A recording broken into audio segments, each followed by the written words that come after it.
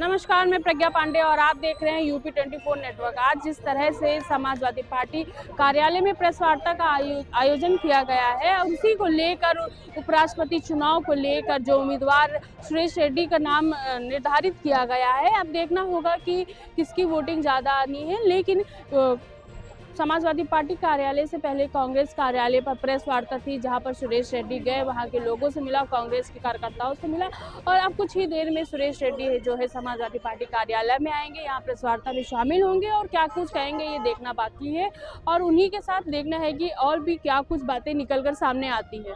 के गृह मंत्री ने काउंटर किया है सर, उन्होंने कहा है कि आपकी विचारधारा जो है वो नक्सल सिंपैथाइजर की रही है। 2011 में जब सुप्रीम कोर्ट का एक निर्णय आया, जब सलवा जुर्म को असंवैधानिक आपने अनकॉन्स्टिट्यूशनल जब घोषित किया था, तो उसके ऊपर आपको ब्लेम करिए। यस सर, इसके ऊपर आपका क्या कहना है सर? इस पर मैं समझता हूँ 4 दिन से मुसलसल कंटिन्यूअसली मैं बात कर रहा हूँ। अभी कुछ और आपके सामने रखने का कोई बात और नहीं। There is nothing new. And making an attempt to build a narrative, it is over, and whatever response I have to give, I have given the response. You must have seen today's Express, Indian Express. Yesterday's Hindu, today's Hindustan Times. I have said everything that is required to be said. I do not wish to expand the debate and say anything further.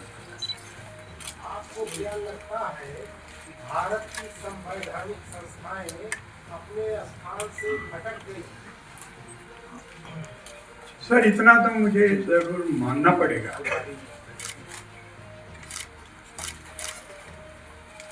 मैं बड़े बड़े शब्द तो use नहीं करूंगा। They are definitely in the cloud. They require a serious and particular attention to reorient them, bring them back to the track.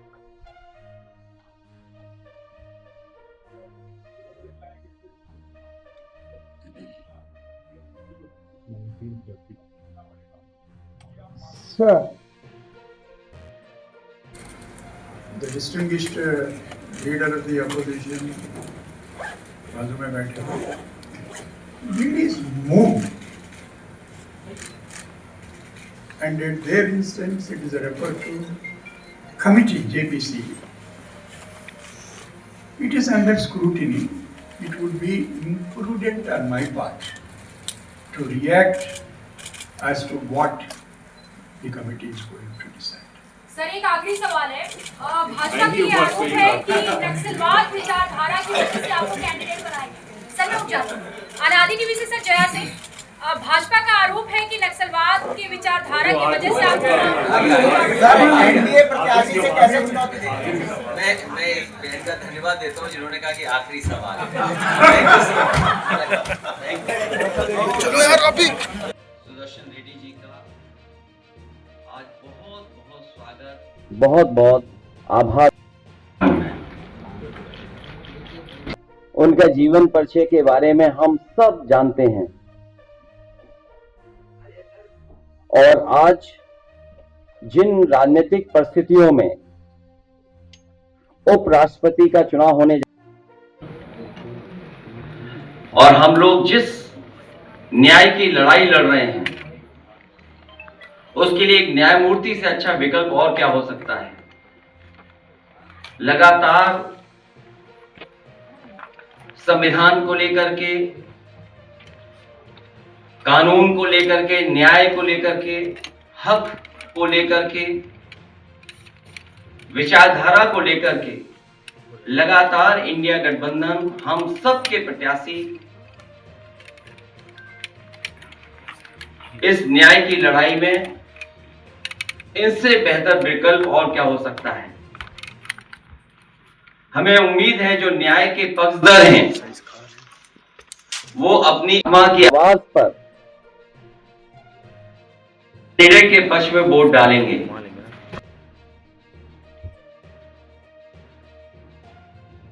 विचारधारा विशेष से बांधना ये देश हित में नहीं है।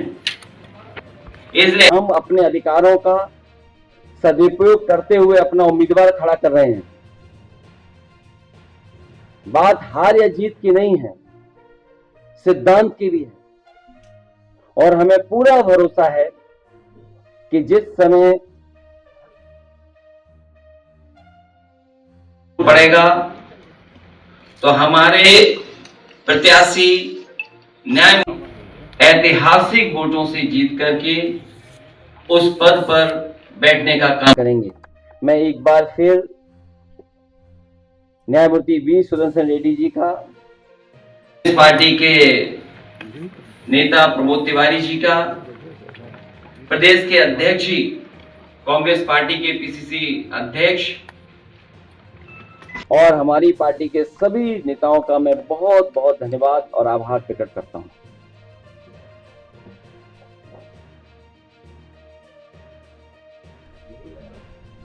समाजवादी पार्टी के अधिनेता,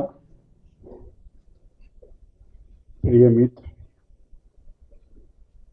श्रीमान Akhilesh Yadav ji,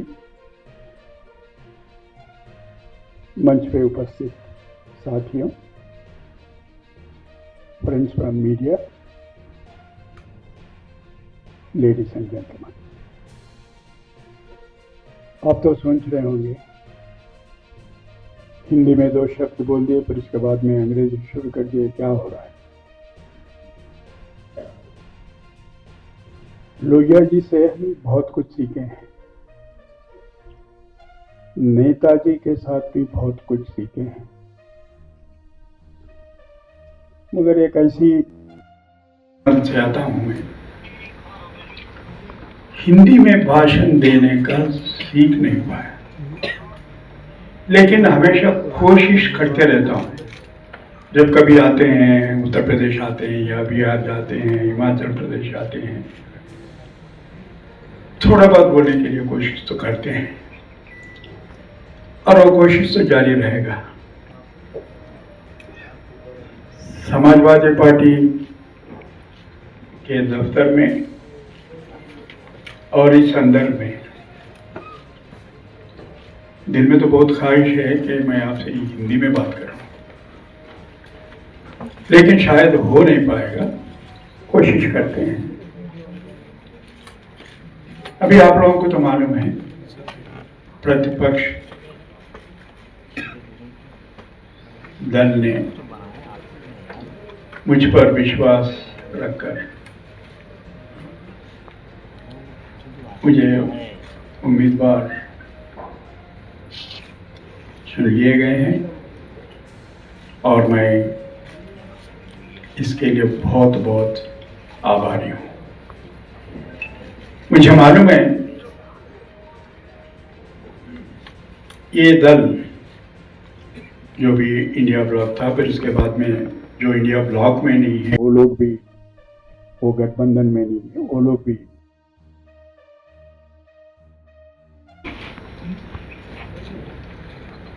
perhaps but for my friend Mr. Akhilesh Yadav, it would not have been possible.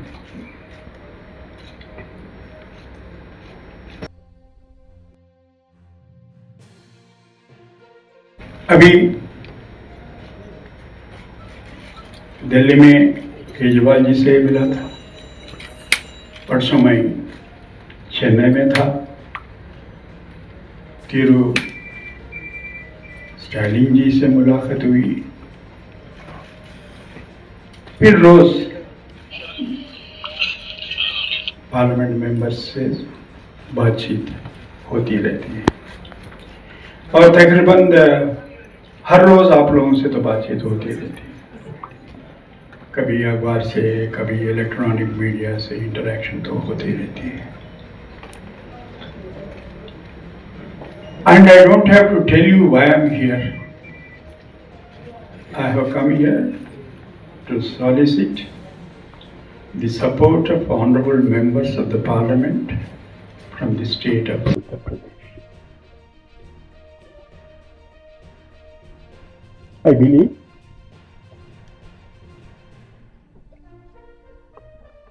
the office of the Vice President of India, which is only next to that of President of India.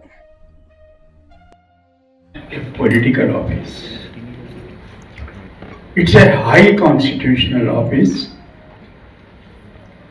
अभी श्रीमान अखिलेश जी बोलते हुए एक बात आपके सामने रखी दी है कि ये कोई पॉलिटिकल इशू नहीं है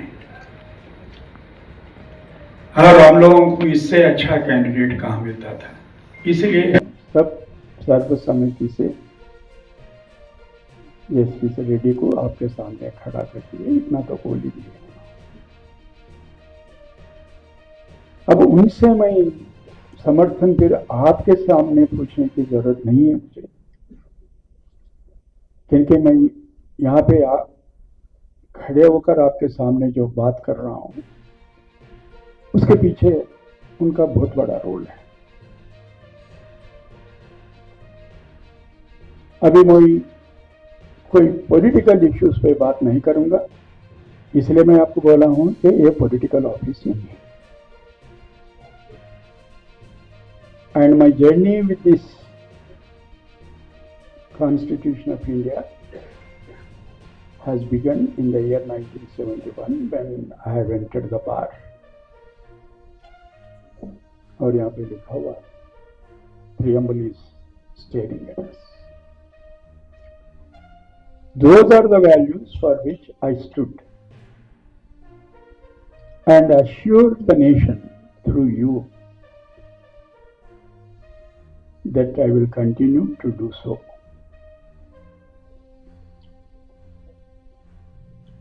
आप लोगों में से कुछ लोग पूछे हैं why you have entered into thicket of this political arena. I said I have not entered into a thicket of any political arena. It's a high constitutional office, once occupied by philosophers, statesmen, educationists.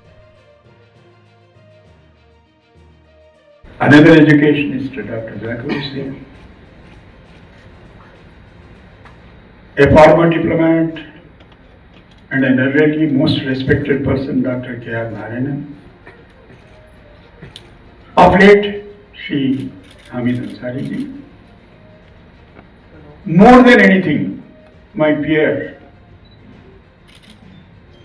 Chief Justice of India, Hidayatullah, presided over the office of the Vice President. These are the people, source of my inspiration to accept so gracefully offered to me, for which I am grateful to all the opposition political parties. And through them, I appeal to all the members of the political parties, irrespective of their color, creed, etc., to consider my candidature on its own merits. Thank you, ladies and gentlemen. If any couple of questions if the President permits, perhaps it's for him to decide, and if you think I'm capable of answering them, I will do so within the time allocated to me by the President. Thank you. तो बिल्कुल आप जिस तरह से तस्वीरों में देख पा रहे हैं, पूरी प्रेस वार्ता में आपने सुना कि किस तरह से सुरेश रेड्डी ने क्या कुछ कहा और वहीं अखिलेश यादव ने क्या कुछ कहा। उनका कहना था कि चाहे कोई भी आरोप लगाया जाए, मैं उनसे नहीं डरने वाला या उन पर नहीं ध्यान देता। मैं अपने जो कार्य पर अगर चुना जाता हूं और उपराष्ट्रपति के लिए मेरा नाम निकल कर आता है वोटिंग के बाद, तो मैं अपना कार्य जो है निष्ठावान तरीके से करूंगा। अब देखना होगा कि आगे क्या कुछ राजनीतिक गलियारों में होने वाला है। लेकिन आज कांग्रेस कार्यकर्ताओं के साथ साथ समाजवादी कार्यालय में उसके बाद प्रेस वार्ता हुई और समाजवादी पार्टी कार्यालय में भी कांग्रेस के कार्यकर्ता नजर आए। अब देखना होगा कि बहुत कुछ बड़ा होने वाला है और जिस तरह तरह से उपराष्ट्रपति चुनाव के लिए जो नाम घोषित किए गए हैं, 2 उम्मीदवारों को उतारा गया है, देखना होगा कि किसका ज्यादा वोटिंग आती है और कौन उपराष्ट्रपति के लिए चुना जाता है। मैं प्रज्ञा पांडे, केवन तालिब के साथ UP24 नेटवर्क, लखनऊ।